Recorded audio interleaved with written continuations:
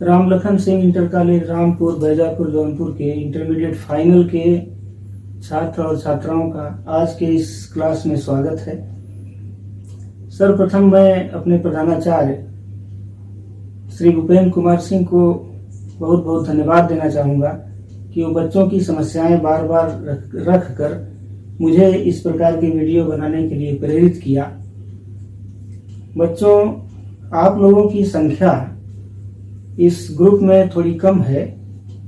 मैं देख रहा हूं कि आधे से भी संख्या कम है, लगभग 50 लोग ही जुड़ पाए हैं। तो आप लोग ये प्रयास करें, जिन लोगों के नंबर हैं आपके पास उन्हें ग्रुप में जुड़वाएं, जिससे लगभग सभी लोग जुड़ जाएं और इस तरह के वीडियो लेक्चर या पढ़ाई का लाभ प्राप्त कर सकें। आपको इसकी पूर्व की कक्षा में मैं ठोसों के संरचना के बारे में या ठोसों की प्रकृति के बारे में, ठोसों के व्यवहार के बारे में, ठोसों के प्रकार या वर्गीकरण के बारे में बताया। आज के इस क्लास में ठोसों में निविड संकुलन या क्लोज पैकिंग इन सॉलिड्स के बारे में बताऊंगा। निविड संकुलन ये हिंदी शब्द है, जिसका इंग्लिश में रूपांतरण है क्लोज पैकिंग। क्लोज पैकिंग का अर्थ होता है कि परमाणुओं के मध्य स्थान बहुत कम कर दिया जाए, जिससे वो थोड़ा निकट आ जाएं। जैसे आप सुनते होंगे दैनिक जीवन में बहुत सी चीजों की हम लोग सामान खरीदते हैं तो उसकी पैकिंग कराते हैं। पैकिंग का मतलब कम स्थान में वस्तु को इकट्ठा कर लेते हैं, किसी झोले में, बोरे में या किसी प्लास्टिक के बैग में इकट्ठा कर लेते हैं। तो इकट्ठा करने की क्रिया को पैकिंग कहते हैं। यहाँ ठोस के परमाणुओं की क्लोज पैकिंग का अर्थ है कि ठोसों के परमाणु निकटवर्ती परमाणुओं के मध्य बहुत कम स्थान हो या वो बहुत कम स्थान में आ जाएं।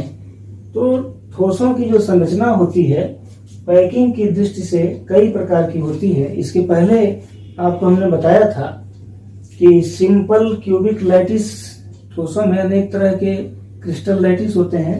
तो सिंपल क्यूबिक लैटिस या BCC structure, body centred cube या हेक्सागोनल क्लोज पैकिंग या क्यूबिक क्लोज पैकिंग या face centred close packing, FCC structure, इन सब संरचनाओं के बारे में आपको पहले से बताया गया।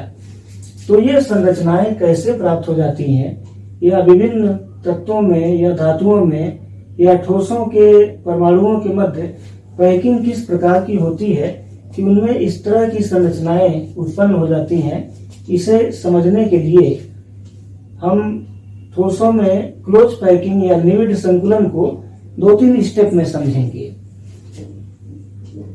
ठोसों का जो गोलक मॉडल है, गोलक model, spherical model, sphere model, तो ठोसों के स्फीयर मॉडल के अनुसार हम ठोसों का जो घटक परमाणु अणु या आयन होता है सबको एक ही तरह के कण मानकर, जैसे परमाणु मानकर, सभी को एक ही आकृति या आकार के गोले मान करके, उसके घटक कणों को समान आकार के गोले मानकर हम उनकी पैकिंग समझते हैं।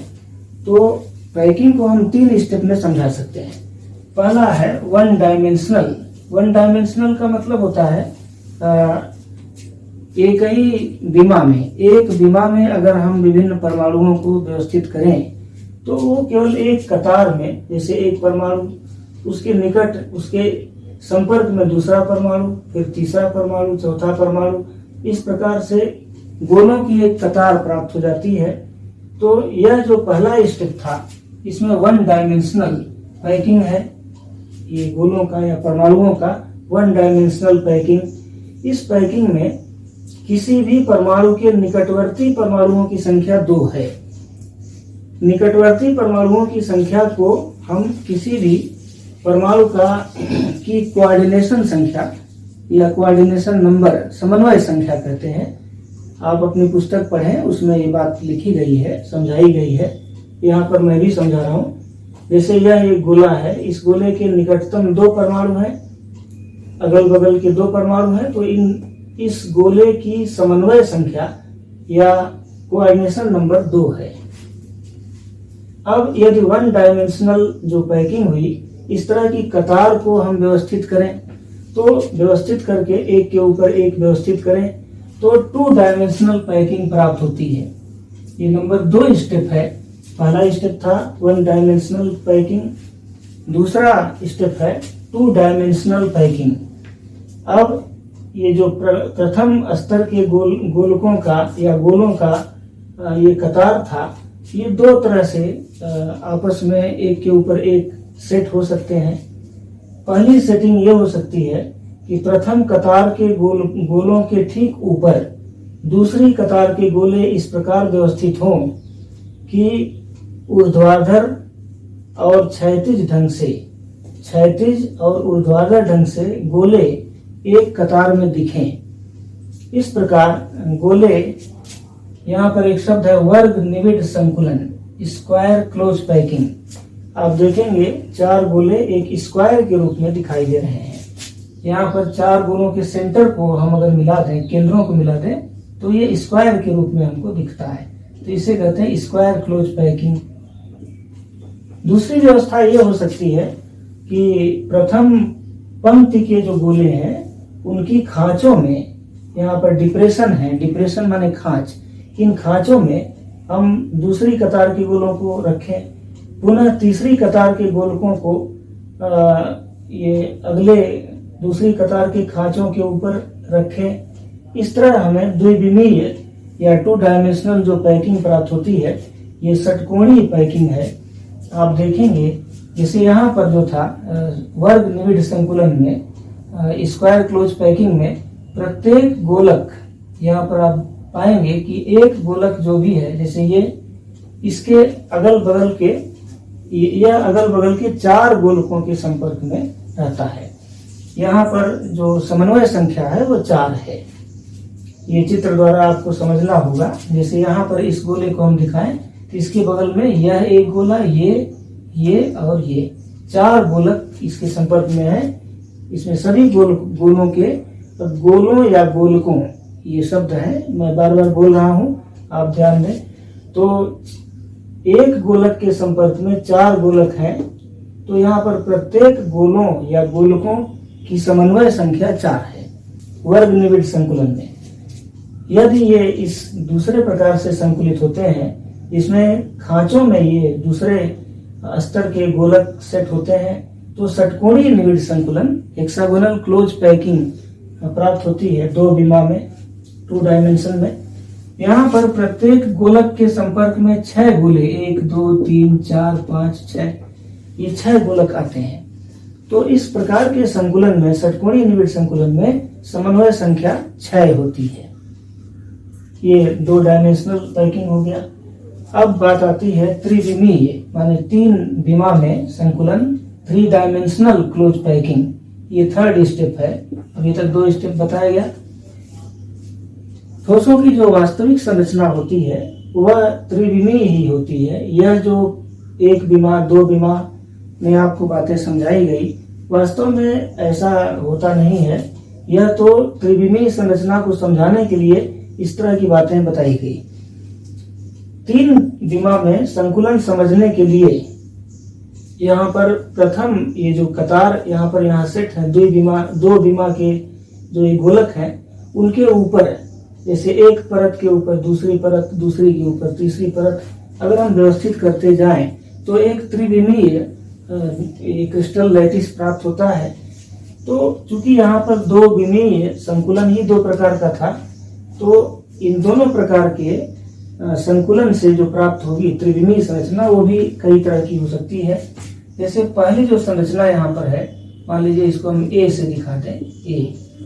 ये जो है, इसमें वर्ग निविड संकुलन, ये जो संरचना थी, इस संरचना के एक के ऊपर एक कतार नहीं बल्कि परत, एक परत के ऊपर दूसरी परत, दूसरी के ठीक ऊपर तीसरी परत, इस प्रकार से सेट हो जाए कि एक गोले के ठीक ऊपर दूसरा गोला, दूसरे के ऊपर तीसरी परत का गोला, इस प्रकार से प्राप्त हो। तो यह जो गोलकों का पैटर्न है, इसको ए पैटर्न कहते हैं। और इस प्रकार से यहाँ एक चित्र बना हुआ है, देखिए 8 गोलक हैं और ये 8 गोलक के केंद्रों को अगर हम मिला दें, सेंटर को मिला दें, तो एक वर्ग प्राप्त होता है। तो इस तरह का जो पैटर्न है ए पैटर्न, उससे हमको सिंपल क्यूब या सिंपल क्यूबिक स्ट्रक्चर प्राप्त होता है। इसके बारे में आपको पहले से बताया जा चुका है। सिंपल क्यूबिक आद्य संरचना थी, प्रिमिटिव क्यूबिक स्ट्रक्चर। दूसरी व्यवस्था इसी में ये हो सकती है कि जो ये 2 गोलों के बीच खांच है, उसमें दूसरे परत का गोला आके सेट हो जाए, तो वह ए पैटर्न न होकर ए बी पैटर्न पाया जाएगा। उस तरह की व्यवस्था होने पर यह simple cube body centred cube में बदल जाएगा। बॉडी सेंटर्ड क्यूब का मतलब जिसमें 8 परमाणुओं के ठीक केंद्र में एक परमाणु स्थित होता है। यहाँ पर इस प्रकार का जो संकुलन होगा, ये भी पहले प्रकार का हमने बताया। तो सिंपल क्यूब में कोऑर्डिनेशन संख्या कितनी होगी? सिंपल क्यूब में कोऑर्डिनेशन संख्या 6 होती है। इसमें देखेंगे आप कि प्रत्येक गोलक, जैसे यहाँ पर एक गोलक ये दिखाया गया, इसके बगल में यहाँ पर एक गोलक 1, इधर 1 2, इधर की ओर आएंगे तो 3, इधर जाएंगे 4, ऊपर जाएंगे 5, नीचे आएंगे 6। तो सिंपल क्यूबिक पैटर्न पर ये जो निविड संकुलन होता है, उसमें कोऑर्डिनेशन नंबर पाया जाता है 6। लेकिन जो बीसीसी स्ट्रक्चर है, बॉडी सेंटर्ड क्यूब, उसमें एक क्यूब के ठीक सेंटर में एक परमाणु पाया जाएगा। तो उस परमाणु के ऊपर 4, नीचे 4 देखेंगे, तो ऐसी व्यवस्था में कुल कोऑर्डिनेशन नंबर हो जाता है 8। 6 नहीं होता बल्कि 8 हो जाता है। तो सिंपल क्यूब में कोऑर्डिनेशन संख्या 6 और बीसीसी में कोऑर्डिनेशन संख्या 8 होती है। ये दो प्रकार की संरचनाएं ये वर्ग निविड संकुलन से प्राप्त होती हैं। अब बात आती है षटकोणीय निविड संकुलन की। तो षटकोणीय निविड संकुलन द्वारा जो त्रिविमीय संरचना प्राप्त होगी, उसको समझने के लिए यहाँ पर एक चित्र बनाया गया है, जिसमें प्रथम परत को काले रंग के गोलों से दिखाया गया और उसके ऊपर की परत को लाल रंग के गोलों से दिखाया जा रहा है। यह केवल समझने के लिए यह चित्र है, आप ध्यान दें।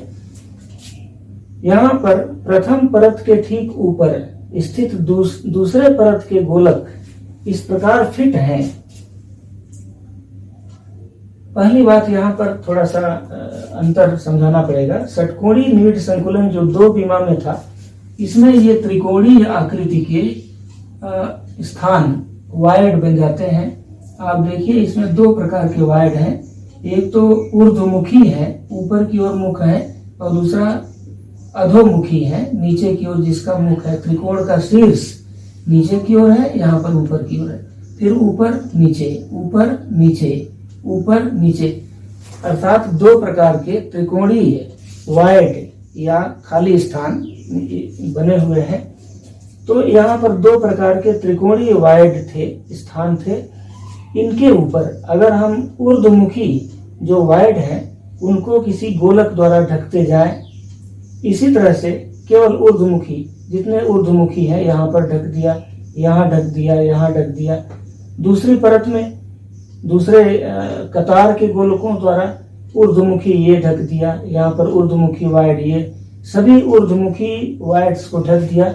तो जो अधोमुखी वायड थे ये खाली रह गए।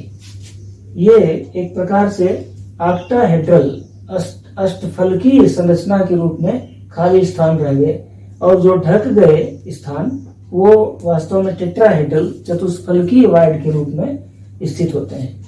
हम ये देखते हैं कि अगर इस तरह की पैकिंग में, त्रिविमीय पैकिंग में गोलकों की संख्या n है, अगर गोलों की संख्या n है, तो टेट्राहेड्रल जो वायड है, यहाँ पर ऊर्ध्वमुखी द्वारा दिखाया गया है वायड, तो टेट्राहेड्रल वायड्स की संख्या 2n होती है। जैसे अगर गोलकों की संख्या 100 है, तो टेट्राहेड्रल वायड की संख्या 200 हो जाएगी। और ऑक्टाहेड्रल, ये जो अधोमुखी जो वायड थे, यहाँ बीच बीच में मैं अंगुली द्वारा दिखा रहा हूँ, तो ये इनकी संख्या n के बराबर होती है। जितना परमाणु होंगे उतने ऑक्टाहेड्रल वायर होंगे। दूसरी परत की पैकिंग के पश्चात तीसरी परत की पैकिंग पर आते हैं। यहाँ 2 परतों की पैकिंग हो गई। तीसरी परत, यदि हम तीसरी परत को इस प्रकार से व्यवस्थित करें कि उसके गोलक प्रथम परत के ठीक ऊपर, यहाँ पर ये जो प्रथम परत का गोला है उसके ठीक ऊपर, अर्थात ये टेट्राहेड्रल जो वायर्ड है, टेट्राहेड्रल चतुष्फलकीय जो ये रिक्तियां हैं, खाली स्थान है, इन रिक्तियों के ऊपर तीसरे स्तर का गोलक आ जाए तो इस तरह की व्यवस्था को AB पैटर्न कहते हैं। उसको कहेंगे AB पैटर्न। और इस प्रकार के पैटर्न के कारण हमें HCP संरचना प्राप्त होती है, hexagonal close packing. Hexagonal close packing में कोऑर्डिनेशन संख्या की बात हो रही थी, तो यह देखा गया कि कोऑर्डिनेशन संख्या इस प्रकार HCP और आगे बताएंगे CCP या FCC, इन दोनों में कोऑर्डिनेशन संख्या 12 होती है। अभी तक आपको बताया गया कि ये पहली जो व्यवस्था थी उसमें 6 होती थी, BCC स्ट्रक्चर में 8 होती थी। अब तीसरी बात है, ये HCP संरचना में ये कोऑर्डिनेशन संख्या 12 तक होती है, अर्थात अधिकतम होती है। अगला एक और व्यवस्था यहाँ पर संभव है कि तीसरी परत का गोला हम ये अष्टफलकीय जो वायर्ड है, यहाँ पर अष्टफलकीय रिक्तियां हैं, इनके ऊपर सेट हो जाए। जैसे यहाँ पर एक चित्र ही बना देते हैं, ऐसे ये इस तरह से गोलक सेट हो जाए तो ये पहली परत, दूसरी परत और तीसरी परत ये एक के ऊपर एक नहीं आते, और अब चौथी परत का जो गोलक होगा वो पहली परत के ऊपर आएगा। इस तरह की व्यवस्था को ABC पैटर्न या केवल ABC पैटर्न कहते हैं। इस तरह की व्यवस्था होने पर हमें क्यूबिक क्लोज पैकिंग और या फिर फेस सेंटर्ड क्यूबिक पैकिंग, पुनः सुनिए, क्यूबिक क्लोज पैकिंग या फेस सेंटर्ड क्यूबिक पैकिंग संरचना प्राप्त होती है। यहाँ भी कोऑर्डिनेशन संख्या 12 होती है। तो हम देखते हैं 2 तरह की संरचना में HCP और CCP में कोऑर्डिनेशन संख्या 12, BCC स्ट्रक्चर में कोऑर्डिनेशन संख्या 8 और सिंपल क्यूबिक संरचना में कोऑर्डिनेशन संख्या 6 होती है। आज के लिए इतना ही। अगला क्लास जब लिया जाएगा तो उसमें आगे की बातें बताई जाएंगी। धन्यवाद।